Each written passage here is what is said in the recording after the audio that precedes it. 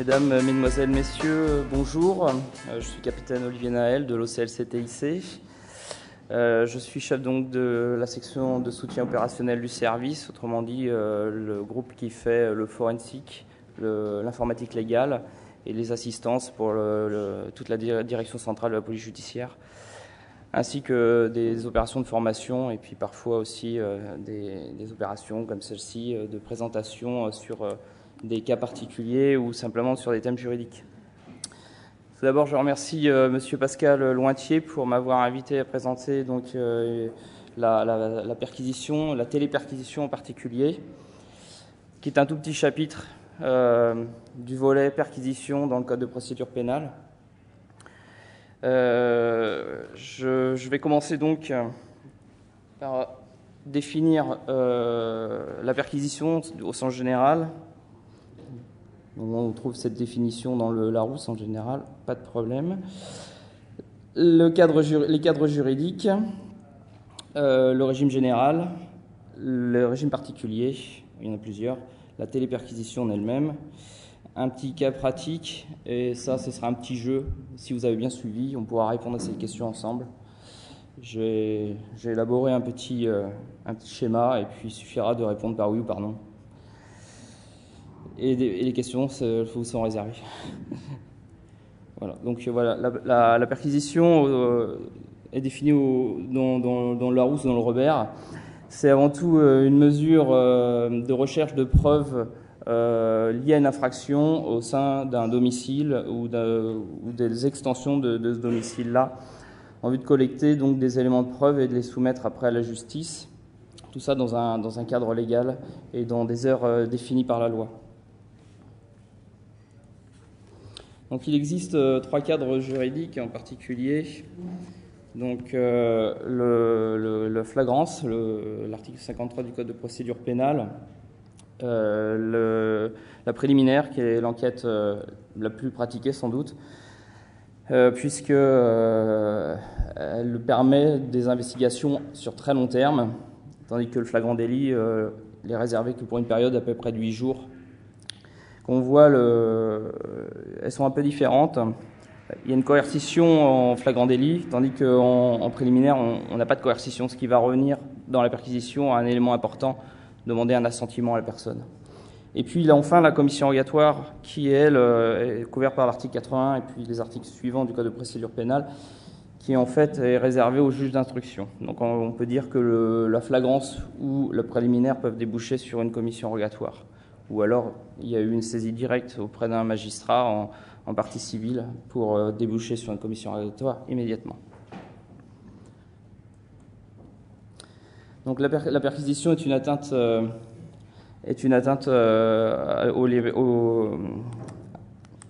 l'inviolabilité du domicile, et donc elle est très très réglementée. Le cadre général est couvert par l'article 56 du Code de procédure pénale, et en fait les autres cadres se référeront de manière générale à toute la suite de ces articles, du 56 au 59. Donc elles sont menées en général par un OPJ ou un APJ sous son contrôle, voire les magistrats eux-mêmes, c'est-à-dire le procureur de la République, ses substituts ou un juge d'instruction. Elle nécessite la présence de la personne chez qui a lieu cette perquisition, en particulier aussi les personnes qui sont mandées par la personne propriétaire, ou alors par deux témoins à défaut de trouver ces individus sur place. On doit respecter un cadre légal, donc entre 6h et 21h du matin, sauf quelques cas particuliers qui sont définis par les articles 706-89 et qui font référence en finale aux infractions qui sont de crimes organisés, référencés au 706-73, donc on va dire le banditisme, terrorisme, stupéfiant en bande organisée, voire escroquerie en bande organisée, puis d'autres encore, proxénétisme, etc. Donc la perquisition va se dérouler toujours dans le lieu où la personne peut se dire chez elle, ou en tout cas voire même dans son bureau. Ça peut être un camping, effectivement, ça peut être une chambre d'hôtel, un appartement, ou alors des dépendances. Ça peut être une cabane au fond du jardin, une cave, un garage, n'importe quoi, que la personne prétend que ça peut lui appartenir, qu'il y a des affaires à elle dedans. Alors ça peut être aussi dans les locaux d'une entreprise, parce que c'est la personne morale qui est visée à ce moment-là. Donc il faudra quand même les autorisations, dans le cas de la préliminaire, du chef d'entreprise. Le but de la perquisition, c'est naturellement de faire des saisies, donc découvrir des éléments de preuve qui vont être mis sous scellé de justice et pour les présenter après au tribunal. Particularité, donc il y a quelques régimes qui sont un peu spéciaux, notamment tout ce qui va toucher à des professions particulières comme les avocats, les journalistes, la presse, les médecins, les huissiers. On verra ces cas assez rapidement. Il y a aussi le secret défense. Je passerai quelques détails sur le secret défense parce que c'est un volet assez important, mais j'aborderai les principes généraux. Donc les conditions, il faut que la nature du crime, en tout cas la preuve puisse être acquise par la saisie. S'il n'y a pas d'utilité à rechercher ce genre de choses, c'est pas la peine de mener une perquisition. Si ça ne mène pas à la manifestation de la vérité, si c'est pas utile directement pour l'enquête. D'une manière générale, c'est systématiquement produit. Une perquisition se fait toujours. Donc on y cherche des papiers, des documents, des données informatiques aujourd'hui. Et tout objet qui pourrait être détenu par la personne et qui permettrait de résoudre l'enquête. Donc pour cela, l'officier de police judiciaire doit se transporter sur les lieux de perquisition. Il a seul l'autorisation de consulter les éléments qu'il va découvrir avec les personnes qu'il a avec lui, c'est-à-dire ses adjoints, en quelque sorte les APJ, et puis la personne qui est contrainte à la perquisition, ou les deux témoins, ou les personnes qui ont été mandatées pour cela. Plus d'autres personnes, par exemple des sachants, qui ont une connaissance, une expertise dans un domaine, dans le milieu de l'informatique on pourrait dire, sur un serveur particulier dont l'officier de police judiciaire n'a pas les compétences pour l'exploiter. Il peut requérir une personne qui connaît le langage, qui connaît le système d'exploitation. Ça peut être par exemple, je pense à des OS 400 ou des gros systèmes, c'est très particulier, donc il pourrait requérir un sachant à ce sujet.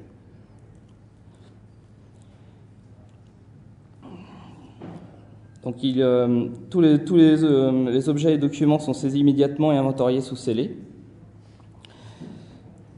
Il peut faire des scellés provisoires, c'est un peu particulier, mais autrement dit, il ne peut pas tout recenser sur le terrain, entre guillemets, dans le moment de la perquisition. Il y a peut-être beaucoup d'éléments à inventorier, c'est peut-être trop volumineux, ça va peut-être prendre trop de temps. Donc à ce moment-là, il peut faire un scellé unique, provisoire, qu'il aura après la possibilité de briser avec l'autorisation de magistrat et en présence de la personne qui assistait à la perquisition. Il y a deux alinéas intéressants sur l'article 56 du Code de procédure pénale, le 5 et le 6, donc qui permettent finalement de saisir des données informatiques, d'en effectuer la copie et pour certains cas, de procéder à l'effacement des données originales tout en ayant conservé la copie. Alors là, je vais m'expliquer parce que on pourrait croire qu'on va supprimer un système de traitement automatisé de données. Je vais prendre un cas simple. Admettons que chez un hébergeur, on trouve sur un serveur mutualisé des données à caractère pédopornographique. On va les copier, mais on ne peut pas désactiver le serveur, on ne peut pas extraire le disque parce que sinon on va mettre un terme à toute l'activité légale et commerciale pour les autres compagnies qui ont leur espace d'hébergement sur ce serveur. Donc on va effectuer la copie en présence de la personne sur ce stade. Et ensuite, avec l'autorisation du magistrat, on procédera à l'effacement de ces données. C'est un exemple par exemple. Il y a d'autres cas.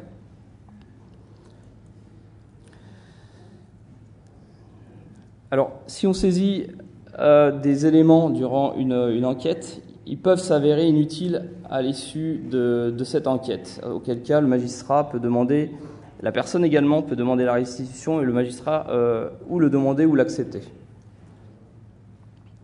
Pour ce qui est des valeurs en général qui ne portent pas d'éléments utiles à l'enquête qui ont été placés sous scellé, peuvent être déposés à la Caisse des dépôts et des consignations. ou la Banque de France. Alors, tout ça, tous ces actes sont dressés sur procès-verbal par l'officier de police judiciaire qui, dans son procès-verbal, fera figurer la date, l'heure de début de la perquisition, les personnes qui l'assistent, les personnes qui sont présentes pour assister à la perquisition, donc la personne propriétaire des lieux, le chef d'entreprise, si ça a lieu dans une entreprise, ou par exemple un ingénieur mandaté dans un data center pour suivre les opérations de perquisition. Il y fera figurer également l'inventaire des données des éléments qu'il a découverts, pas uniquement des données, mais en tout cas des documents, des objets, et puis les différentes actions qu'il pourrait mener, notamment sur un système de traitement automatisé de données. Tout cela, il va le décrire dans son procès-verbal, et il va également, si l'information qu'il découvre est utile, l'objet est utile, il va donc le décrire entièrement, sa position, sa situation à l'endroit où il l'a découvert. C'est assez détaillé, ça peut être la couleur d'un stylo, quelque chose comme ça, sa position. Enfin, d'une manière générale, c'est ça une perquisition. Hein. On n'est pas uniquement dans le cas là pour l'informatique, mais de manière générale, il est censé tout décrire précisément, la nature de l'objet, où il se trouve, sa couleur, etc. Et puis il va dire ce qu'il en fait. Donc finalement, puisqu'il intéresse l'enquête, il va le saisir et le placer sous scellé. Il va le numéroter, ce scellé. Ce scellé fera l'objet, donc, normalement sur place, de la constitution physique du scellé, c'est-à-dire la protection de l'objet ou de la donnée. Et puis ça donnera lieu à la signature d'une fiche de scellé qui reprend stricto sensu ce qu'il y a dans le procès verbal avec la signature de l'OPJ et des personnes ayant participé à la perquisition. Donc les régimes particuliers sont ceux qui visent les cabinets et le domicile d'un avocat, l'article 56-1 du Code de procédure pénale, qui ne peuvent être effectués que par un magistrat en présence du bâtonnier, qui peut déléguer à un autre membre du barreau pour suivre la perquisition. Le magistrat doit fournir les motifs et les mobiles et indiquer les choses qu'il recherche précisément dans le cabinet.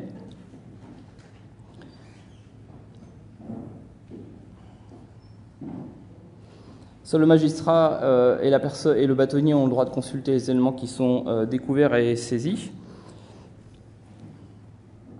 Et il est possible qu'une opposition soit formulée par le bâtonnier, auquel cas le juge des libertés et de la détention, le JLD, pourra statuer dans les 5 jours par ordonnance, une ordonnance motivée pour dire s'il valide ou invalide l'opposition du bâtonnier. De la même manière, tout ce qui a trait à la presse et à l'audiovisuel, et notamment aussi les domiciles et le bureau de journalistes, sont prévus, c'est des cas prévus donc, au 56-2 du Code de procédure pénale. Le déroulement est à peu près le même que pour le cabinet d'avocats, donc ça requiert la présence du magistrat et qui doit fournir naturellement une motivation à l'opération de perquisition et indiquer qu'est-ce qu'il y cherche et comment il procédera. Tout ça en respectant effectivement la liberté de presse d'une manière générale. Il ne doit s'intéresser qu'aux éléments qui ne cherchent pas à d'autres choses. A priori, il n'a pas à prendre connaissance d'autres éléments qui ne regardent pas l'enquête.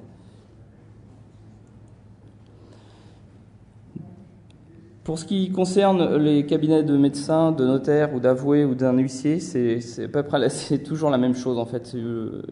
La règle est à peu près toujours pareille.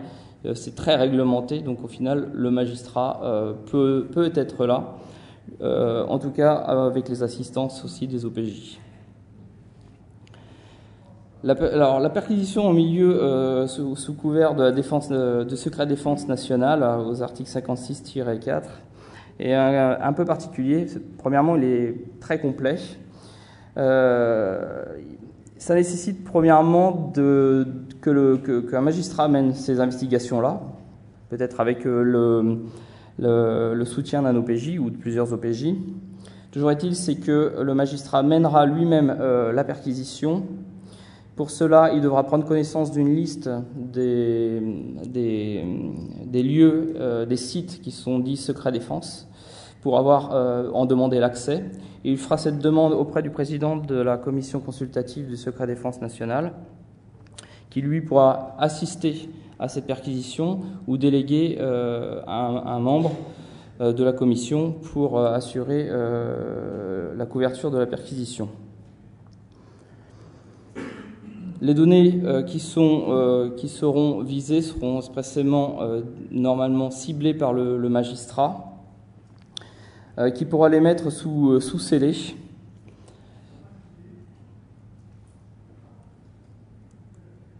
Voilà. Le secret du contenu d'une perquisition. Alors, normalement, les personnes qui assistent à une perquisition, qu'elle soit la personne qui est mise en cause ou les personnes requises sur le moment de la perquisition ou toute autre personne, normalement, n'ont pas à divulguer ce qui s'est déroulé, ce qui a été saisi, sous peine d'une amende de 4 500 €, voire 2 ans d'emprisonnement. Pour les exceptions, à l'article 59, la réclamation faite de l'intérieur, c'est généralement en cas d'un propriétaire d'une maison, d'un appartement, qui, hors des heures légales, va demander à la police de venir faire des constatations à son domicile. C'est la réquisition de l'intérieur, comme on appelle. Et les autres exceptions sont celles qui sont prévues par l'article 706-73, donc tout ce qui est criminalité organisée, les infractions, proxénétisme, terrorisme, en bande organisée, stupéfiants, etc. Alors, l'article 76 du Code de procédure pénale nous ramène donc à l'enquête préliminaire, mais pour tout ce qui est cadre général et les cadres, les régimes particuliers, on est toujours renvoyé aux articles 56 et jusqu'à 59 en ce qui concerne la préliminaire. Toujours est-il, c'est que comme il n'y a pas de coercition possible en préliminaire, l'officier de police judiciaire va devoir demander l'assentiment à la personne, un assentiment manuscrit, express, de la personne qui va subir la perquisition. Elle devra donc rédiger manuellement, texto, je donne mon accord à la perquisition au sein de mon domicile et à la saisie de tout élément utile à l'enquête. En gros, c'est à peu près ça. Si elle a le droit de refuser, puisque c'est juste un assentiment. Donc si elle le refuse, l'officier de police judiciaire, à ce moment-là, ne peut pas mener son investigation de perquisition. Il va devoir demander au procureur de la République de faire une demande motivée auprès du JLD afin d'autoriser cette perquisition. Pour cela, il faudrait que la peine qui concerne l'infraction qui a été commise soit égale ou supérieure à 5 ans. En dessous, le JLD ne pourra pas délivrer cette autorisation à perquisition, donc généralement, elle n'est pas menée si c'est en dessous de 5 ans. Si c'est au-dessus, le JLD pourra par une décision motivée écrite, autoriser la perquisition de force, c'est-à-dire sans tenir compte de la négation de la personne. Pour les articles de la commission, en ce qui concerne la commission rogatoire, donc c'est l'article 97 et 97.1 qui renvoie donc aux dispositions que j'ai déjà évoquées, ainsi qu'au 57-1 qui concerne les accès aux données distantes dans le cadre d'une perquisition. Donc on y va y venir à cet article, puisqu'on sera typiquement dans le cadre de la perquisition. Il s'agit d'accéder à des données à travers un système de traitement automatisé et un réseau vers d'autres données qui ne sont pas sur le même site que sur le lieu où on est en train de perquisitionner. Donc c'est une notion assez particulière, mais elle s'inscrit toujours dans le cadre d'une perquisition. Au final, on ne perquisitionne pas un ordinateur, on perquisitionne un lieu. Et grâce à cet ordinateur sur lequel on est en train de visualiser des données, on se rend compte qu'il y a une connexion distante. À partir de là, peut-on perquisitionner l'ordinateur? Je le dis bien, c'est une erreur de langage. Peut-on perquisitionner dans des locaux distants une machine qui s'y trouve, parce qu'on la voit à travers le réseau. En fait, c'est ça la question de la téléperquisition. Alors l'article 57-1 permet donc à l'OPJ d'accéder à des données distantes et aux données déjà qui sont sur l'ordinateur qu'il est en train d'analyser dans le temps de la perquisition, d'accéder donc à un autre système de traitement automatisé dès lors que les données sont accessibles à partir du système initial et disponibles pour ce système initial. Alors c'est très important parce qu'en fait, elles peuvent être accessibles mais non disponibles. Et puis de toute façon, si elles sont disponibles, elles ne pourront être que accessibles, puisque ça sous-entend que la connexion soit effective. À ce moment-là, l'enquêteur est face à un ordinateur, il fait des observations, il fait des premières constatations, et il observe, j'ai une connexion vers un autre point distant quelque part. Pour le moment, je ne sais pas où. Eh bien, il doit essayer, avant d'entreprendre, de visualiser les données qui sont distantes, il doit essayer d'entreprendre et de déterminer si elles sont sur le ressort du territoire national ou si elles ne le sont pas. C'est pas évident. Ça peut laisser faire, on peut faire de grosses bêtises avec cette histoire. Il va lui falloir rechercher dans les statuts de la connexion sur la machine l'adresse IP.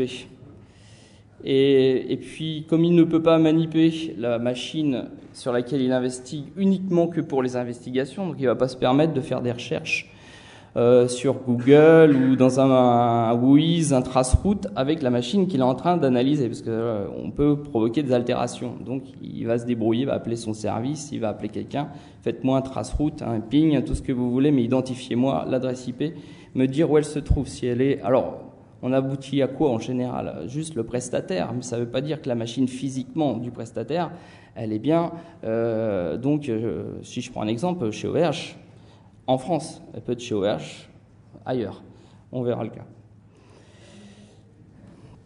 Donc il y a deux philosophies qui effectivement qui s'opposent aujourd'hui. C'est que les stades, est-ce qu'ils peuvent être des extensions de la vie privée? Auquel cas, on perquisitionnerait vraiment un ordinateur. Mais là, le code de procédure pénale ne le dit pas. Et sinon, si les simples données au sein d'un stade ne sont pas une extension de la vie privée, alors on ne perquisitionne pas l'ordinateur, on perquisitionne bien les lieux, mais pas l'ordinateur en lui-même. Et à ce moment-là, on effectue des constatations sur l'ordinateur.